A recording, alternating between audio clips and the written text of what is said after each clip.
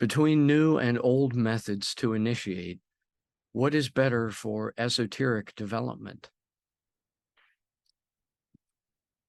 The answer only depends somewhat on what you mean by old and new.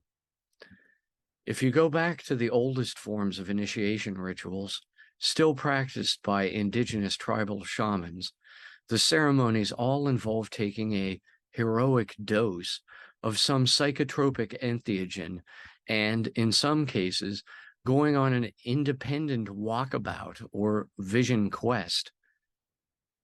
Obviously, this is quite different from being initiated into several Scottish Rite Free-masonic degrees in a single evening's sitting by simply watching a theatrical performance of their rituals. The mediation of participation in the ritual activities is only one distinction, however, and not the primary difference. The use of entheogen hallucinogens is. In terms of practicing self-initiation into the esoteric mystery tradition, the usual way to do this is by personal alchemy, or experimenting on oneself using psychoactive drugs.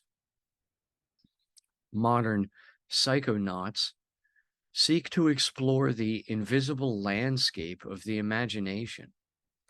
Many call themselves urban primitives or neo-tribalists, and many these days practice chaos magic entirely without affiliation, or else as members of many different kinds of covens. In terms of practicing group initiation into such matters, however, Freemasonry takes a different stance on the use of hallucinogenic drugs during their ceremonies and tends to generally discourage such. This seems to be more of an outgrowth of their Enlightenment era materialistic scientism than any moral puritanism. However, as they certainly do not prohibit alcohol or other legal drugs being used among their members.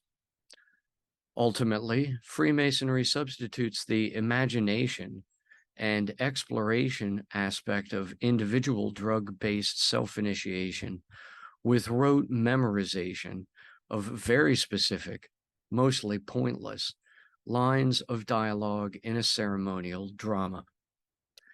It does this by making its ego death ritual so unpleasant to undergo, one would not want to do so on any form of hallucinogen.